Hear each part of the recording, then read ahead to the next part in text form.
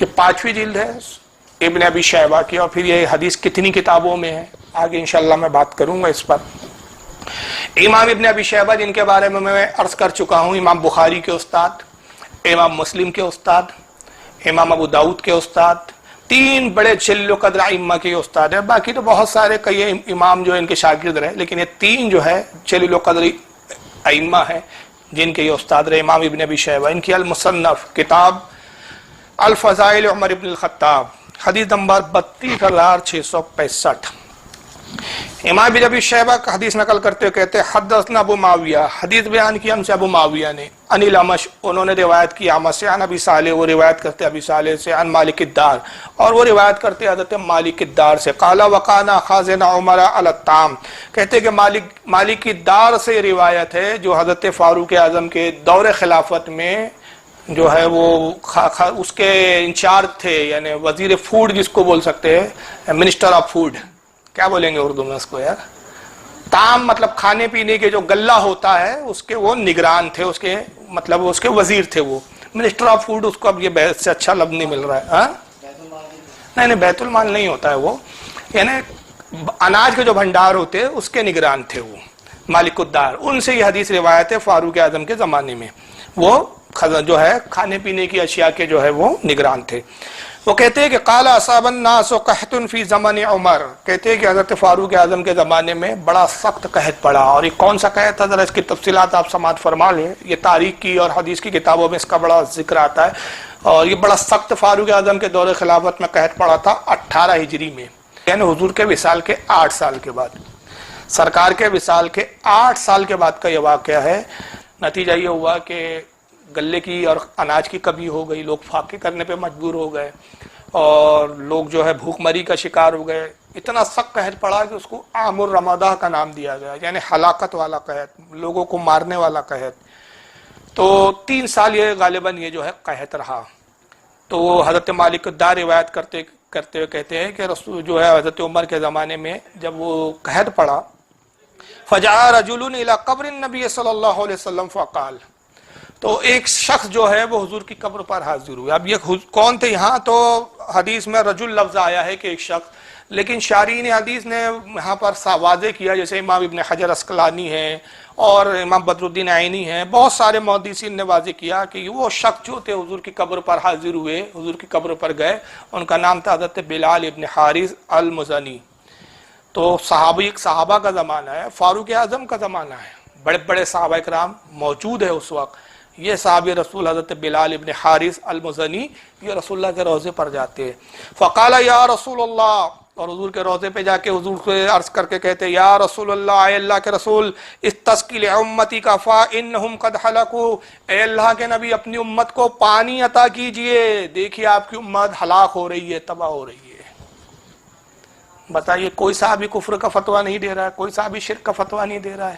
اور یہاں ٹھہر کر میں ایک سوال کرتا ہوں، کیا یہ 3 سال جو قحط پڑا کسی صحابی نے اللہ سے دعا نہیں کی ہوں گی؟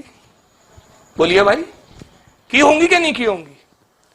مگر دعائیں قبول نہیں ہوئی صاحب، اللہ کی بارگاہ میں تو سب نے دعائیں کی ہوں گی، نماز استسقاء بھی پڑھی گئی ہوں گی، مگر رب تبارک و تعالیٰ اس واقعے کے ذریعے بتانا چاہتا تھا کہ تم دعائیں تو کر رہے ہو، مگر تمہاری دعا اس وقت تک میں قبول نہیں کرتا جب تک میرے محبوب بھی تمہارے لیے اپنے ہاتھوں کو نہ اٹھا دے، میرے محبوب کی بھی شفاعت اور سپارش اس دعا میں شامل نہ ہو جائے۔ یہ بتانا یہ مقصود تھا، یہ حکمت الہی تھی۔ کیا صحابہ نے 3 سال دعا نہیں کی؟ یقیناً کی، مگر بارش نہیں ہوئی۔ اور اس کے بعد جب یہ صحابی گئے اور جانے کا کہا یا رسول اللہ، یعنی یہاں ایک بات یہ بھی پتہ چلی کہ وصال کے بعد یا سے بھی خطاب کرنا جائز ہے، جیسا کہ کہتے ہیں کہ صاحب زندے کو یا کہیے، جو انتقال کر گئے ان کو یا مت کہیے، یہاں وہ یا رسول اللہ کہہ رہے، یا رسول اللہ استسقی لامتی کا فانہم قد ہلکوا، اے اللہ کے نبی صلی اللہ تعالی وسلم اپنی امت کو پانی عطا کیجئے، اپنی امت کو پانی دیجئے۔ کیوں؟ فانہم قد ہلکوا، دیکھ نہیں رہے ہیں کہ آپ کی امت تباہ اور ہلاک ہو رہی ہے۔ فَأَتَى الرَّجُلَ فِي الْمَنَامِ فَقِيلَ لَهُ، اور وہ جب حضرت بلال ابن حارث گھر لوٹ آئے اور سو گئے، یہ دعا کر حضور کے روضے پہ دعا کی، حضور سے التجا کی، استغاثہ کیا، گھر آئے سو گئے، تو حضور صلی اللہ علیہ وسلم ان کے خواب میں تشریف لائے، اور حضور نے خواب میں آ کے کیا فرمایا؟ اتی عمر فاقرہ السلام، کہا کہ جاؤ عمر کو میری طرف سے سلام کہنا، کیونکہ حضرت عمر بہت پریشان تھے، خلیفہ وقت تھے، سب سے زیادہ تو وہ پریشان تھے کہ بھائی یہ رعایا کا میں کیا مطلب، ان کو کیسے اناج دوں گا میں، ان کو کیسے ان کی زندگی کی حفاظت کی جائیں گی، کیونکہ کھانے کے لیے اناج نہیں ہے، قحط اتنا سخت ہے۔ تو اللہ کے نبی آیا اور کہا کہ پریشان نہ ہو جاؤ، عمر کو میرا سلام کہنا، وَأَخْبِرْهُ أَنَّكُمْ مَسْقِيُونَ، اور عمر کو یہ خبر دے دو کہ بارش تمہیں دی جائیں گی، بارش عطا کی جائیں گی۔ وَقُلْ لَهُ عَلَيْكَ الْقَيْسَ وَعَلَيْكَ الْقَيْسَ، اور جاؤ عمر سے یہ بھی کہنا کہ بردباری اختیار کرے، بردباری اختیار کرے، دانائی اختیار کرے۔ یہ نصیحت بھی حضور صلی اللہ علیہ وسلم کرتے۔ فَأَتَى عُمَرَ فَأَخْبَرَهُ، وہ شخص یعنی حضرت بلال ابن حارث حضرت عمر کی خدمت میں آئے اور جو کچھ خواب میں انہوں نے دیکھا تھا وہ حضرت عمر کو بتایا، اس کی خبر دی۔ فَبَكَى عُمَرَ ثُمَّ قَالَ، حضرت عمر یہ خبر سن کر، حضور کی یہ بشارت سن کر رونے لگے۔ ثم قال، پھر اس کے بعد حضرت عمر نے کہا، یا ربی لا علو الا ما عززت عنہ، اے پروردگار عالم، بے شک تو جانتا ہے کہ میں کوتاہی نہیں کرتا مگر وہ کہ جہاں میں عاجز ہوں، جہاں میرا بس نہ چلے، ورنہ میں اپنی طرف سے تو کوئی کوتاہی نہیں کرتا۔ تو اس کے بعد روایتوں میں آتا ہے کہ پھر صبح جب ہوئی، خواب بشارت ہوئی اور حضرت عمر کو انہوں نے خواب کا خبر دی، تو اسی دن پھر اتنی بارش ہوئی کہ پورا مدینہ جل تھل ہو گیا۔ پھر تو گویا یہ خواب کی صداقت بھی ظاہر ہوئی، اور یہ بڑے بڑے محدثین نے اس کو حدیث کو لکھا، اور پھر حدیث ضعیف بھی نہیں ہے جناب، یہ حدیث بالکل سند کے اعتبار سے صحیح ہے۔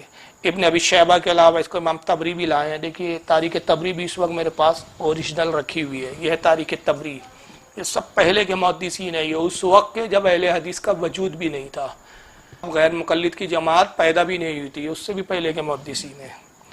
امام ابن جریر نے اس کو تاریخ طبری جلد نمبر 2 صفحہ 509 پہ لکھا ہے۔ امام بہقی نے اس کو دلائل النبوت میں لایا، جلد 7 صفحہ 35 حدیث نمبر 3030 کے تحت۔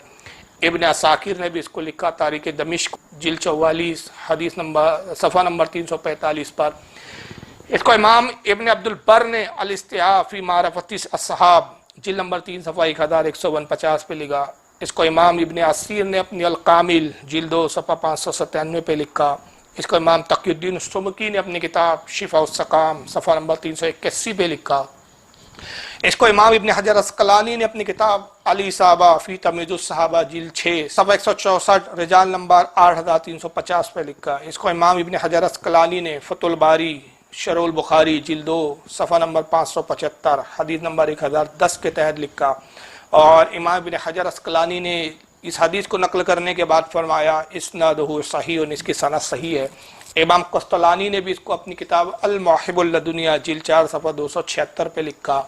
حضرت امام سمہودی نے اپنی کتاب وفاء الوفا جلد 4 صفحہ 1374 پہ لکھا۔